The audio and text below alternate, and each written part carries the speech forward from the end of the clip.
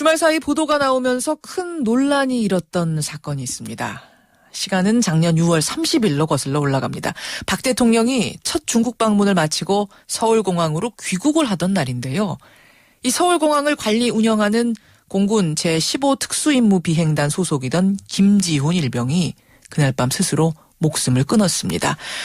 당시 헌병대의 조사 결과 이것은 순직이다, 의결하겠다라고 했었는데 공군본부가 다시 입장을 바꿔서 일반 사망으로 결정을 내린 겁니다. 유족들은 강하게 반발하면서 재심을 요청했는데요. 도대체 그날 무슨 일이 있었던 걸까요?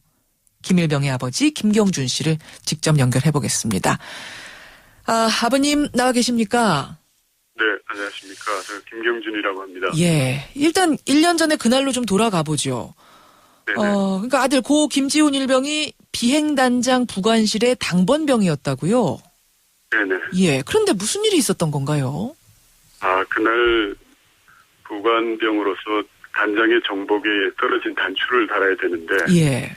그 단추를 다는데 익숙지 못한 제 아들이 잘 못하고 있으니까 부관이 그 대신 하겠다고 그러면서 단추를 달다가, 예. 그 자기가 가지고 있던 휴대폰이 진동으로 돼 있는 바람에 그 박근혜 대통령이 그날 도착하는 의전 행사에 단장이 늦게 된 지각한 일이 벌어졌습니다. 예. 그거를 이 부관병인 제 아들한테 압박을 시작하는 겁니다. 그 얘기가 좀 복잡한데 정리를 하자면 그 비행단의 단장이 대통령 영접에 지각을 했어요. 왜인고 하니 그 밑에 이제 A 부관이 대통령 입국 시간이 바뀌었다는 전화를 받지 못해서 단장한테 못 알려줬기 때문에. 네네. 예. 그러면 그 정복을 관리해야 되는 건 누구냐? 너 김지훈 일병 아니었느냐? 이렇게 되는 거군요. 그렇게 되겠습니다. 그래서 그 단추 때문에 도대체 어느 정도 호되게 나무란 겁니까? 바로 당일날 저녁 8시 55분에 부관병 3명이 있습니다. 3명을 완전군장 시켜가지고 예. 그 연병장에 집합을 시켰죠. 특히 우리 지훈이한테는 너는 거짓말을 했다라는 것 때문에 뛰는 거야. 이렇게 지적을 하면서 연병장을 돌리게 됩니다. 거짓말을 했다는 건 무슨 거짓말을 했다는 거죠? 맞습니다. 그 거짓말이 뭔가면 그날 당일날 우리 집사람하고 제가 그날 면회를 했습니다. 오후 3시까지요. 예. 면회를 하는 자리에 이 선임병이 동시에 면회를 했던 것 같습니다. 예. 그때 이 선임병이 우리 지은이를 봤는데 지은이는 선임병을 보지 못한 것 같습니다. 그래서 그거를 트집을 잡아서 이 부관병이 지은이한테 묻기를 너는 그 면회실에서 선임병을 봤느냐 하니까 지은이가 뭐라고 대답을 했냐면 네, 잘 기억이 나지 않습니다. 이렇게 얘기를 했고요. 예? 선임병은 지은이는 저를 못 봤을 겁니다라고 얘기를 했고요. 예. 그렇게 되니까 못 봤다고 이 사람은 하는데 네가 못 봐놓고 왜 잘 기억이 안 난다는 식으로 거짓말을 하느냐. 이렇게 비약해서 얘를 추궁하기 시작한 거죠. 말하자면은 일도 잘 제대로 못하는 너희들이 이제는 거짓말까지 하는구나. 뭐 이렇게 얘기가 자꾸 덧붙여지는 거군요. 맞습니다. 정확히 지적을 하셨습니다. 그래서 완전 군장을 하고 그 밤에 단체 구보를 했다는데 그 뭐 어느 정도나 뛴 겁니까? 한 10바퀴 정도를 뛰게 되는데요. 그 10바퀴의 이상으로 우리 지은이 같은 경우는 11서너 바퀴를 따로 뛰게 됩니다. 지은이하고 선임병이 뛰면서 지은아, 부관이 원하는 거는 거짓말했다라고 네 입으로 얘기하는 것이지 네가 기억이 안 났다고 얘기하는 게 아니야 이놈아. 빨리 그 얘기를 해. 그래야지 우리가 뛰는 게 멈추는 거야. 이렇게 얘기를 전했다고 이렇게 적혀 있습니다. 참 그렇군요. 그렇게 해서 그날 밤에 스스로 목숨을 끊은 거죠. 네, 그렇습니다. 근데 이제 군에서는 말합니다.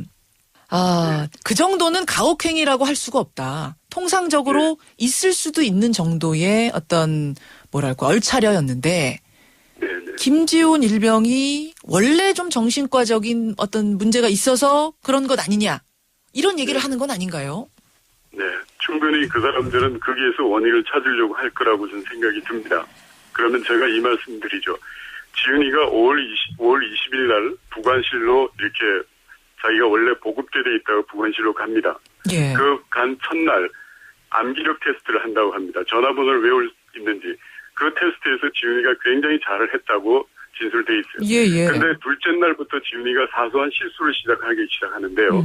그 5월 23일 날부터 지은이가 세상을 떠나는 6월 30일까지 부관이 하루도 빼놓지 않고 질책을 하고 야단을 치고 계속 했다라고 선임병이 진술을 하고 있습니다. 그러니까 그날 그 6월 30일 대통령 귀국하던 그 하루의 가혹행위가 아니라 그전에도 지속적으로 뭔가 있었다는 걸 다른 동료들이 증언을 해준다는 거군요. 네, 바로 그겁니다. 그 증언이 굉장히 많습니다. 그 전에도 완전 군장을 시켜가지고 우리 6월 20일 날 같은 경우에는 지은이를 혼자 완전 군장을 쓰게 해서 연병장으로 10바퀴를 뛰게 합니다. 예. 또 6월 26일 날 또 이 녀석이 거짓말했다라고 완전 군장을 명령했지만 예비역 어떤 친구가 너무 심한 것 같으니 자기가 면담을 좀 해보겠다고 해서 완전 군장을 멈추게 된 거죠. 혹시 유서 같은 건 남기지 않았습니까? 유서가 없습니다. 마지막 수첩에다가 여수주아리 글 말고는 유서라는 게 존재하지 않습니다. 수첩에 적은 메모 같은 게 있었어요? 네, 메모가 발견되었습니다. 거기엔 어떤 단서는 없나요? 거기에 단서는 지은이 자신이 정신적으로 너무 힘들고 기억이 안 나고 내가 왜 이렇지라고 하는 그런 자책감이 잔뜩 파묻혀 있는 그런 내용들이고요. 예. 나머지 한 2페이지 정도에 이제는 떠나야 되겠다. 내가 오랫동안 이런 생각을 했지만 이제는 가야 되겠다. 이런 얘기들입니다. 근데 거기에 오직 동생만 언급을 하고 있습니다. 우리 동생 괜찮은 친구니 잘 부탁합니다. 근데 그게 아버지와 엄마에 대한 얘기는 없습니다. 왜 없느냐? 그 애는 그 애를 썼으면 떠날 수가 없는 것이죠. 어떻게 떠나겠습니까? 아무한테도 얘기를 안 하고 오직 동생 얘기만 하고 떠났습니다. 그걸 가지고 그 문구를 가지고 그 사람들은 이게 원래 정신적으로 문제가 있었다. 이때 전에 문제가 있었다라고 지적을 하고 있고 원래 정신병 환자다. 이렇게 정해서 일반 사망으로 때린 게 바로 공군본부의 결론입니다. 그렇게 된 거군요. 그러면 역으로 제가 한번 물어보겠습니다. 그 부관병을 뽑을 때 그 단장이 직접 5명 중에 1명을 선발했습니다.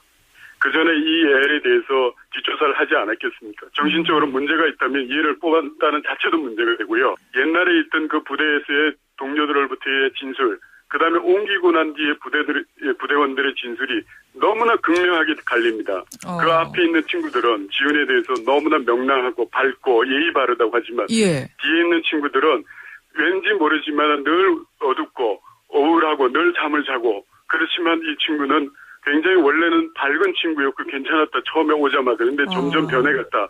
그런 내용이 전부 답니다. 알겠습니다. 김지훈 일병이 원래 사회에 있을 때는 저 고려대학교 학생이었다고요? 네. 지훈이는 저희 스승이기도 하고요. 제가 성격이 좀 급합니다. 그럴 때마다 항상 제 옆에서 아버지 좀 중심을 잡으세요. 사람들 생각이 다 주변을 좀 보시고 너무 화만 내시면 안 되죠. 늘 언제나 저의 어떤 성격을 이렇게 컨트롤해 줄 수 있는 자기 절제력이 아주 뛰어난 친구였습니다. 지금 제가 저희 선생님하고 통화하면서 저 벽에 걸린 우리 아들 보고 있습니다.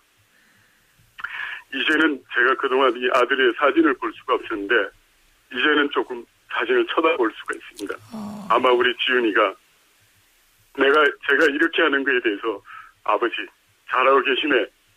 너무 흥분하지 말고 차분하게 하세요. 아버지 할 수 있어요. 그렇게 얘기를 하고 있습니다. 저는 많이 힘이 되고 있습니다. 우리 아들이 그렇게 지지를 해주고 있으니까요. 지금 아버님께서 제일 바라시는 거 어떤 걸까요? 네. 제가 사실은 지금까지 한 10개월 동안은 오직 내가 원하는 거는 우리 아들의 명예회복이다.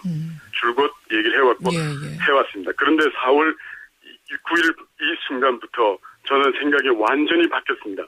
우리 지은이의 명예회복 필요 없습니다.